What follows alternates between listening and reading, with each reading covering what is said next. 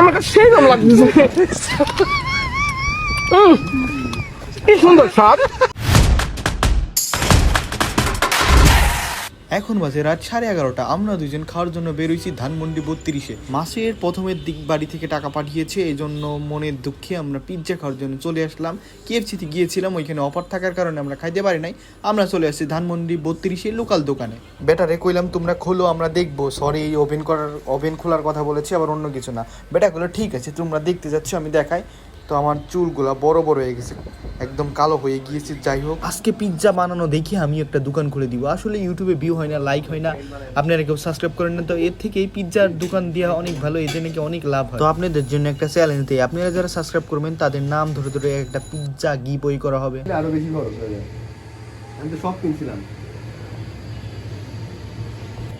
স্বাধীন সেটা কেমনে খাবো? বা পিজ্জা বার্গের স্কোয়ার কত বড়?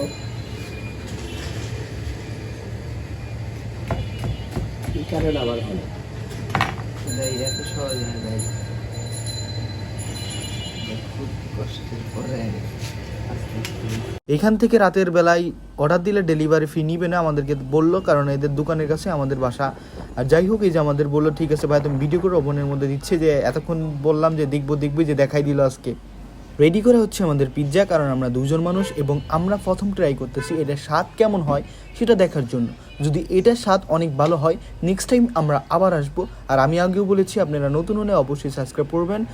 আমরা ভাই নতুন শুরু করেছি, আর আপনাদের নাম ধরে ধরে একটা করে পিৎজা অন্যদেরকে খাওয়ানো হবে। পিৎজাটা আমার বড় ভাই তার বউকে দেখাচ্ছে, তার বউ ফোনের মধ্যেই ফু দিয়ে দিচ্ছে। তার ফু দিলে নাকি পিৎজা অমৃত হয়ে যাবে এবং স্বাদ নাকি দ্বিগুণ বেড়ে যাবে। পিৎজার স্বাদ বাড়ানোর জন্য তার বউ ফোনের মধ্যে মিউনিস পাঠিয়ে দিল এবং একটু ঝাল সসেস দিয়ে গেল। সেই স্বাদ, এত স্বাদ কে? আমাকে সেই দাম লাগতেছে। এত স্বাদের খাবার নাকি সে কখনোই খাই নাই, তাই ভুল করে বাসায় যাওয়ার বদলে টঙের দোকানে ঢুকে পড়তেছিল।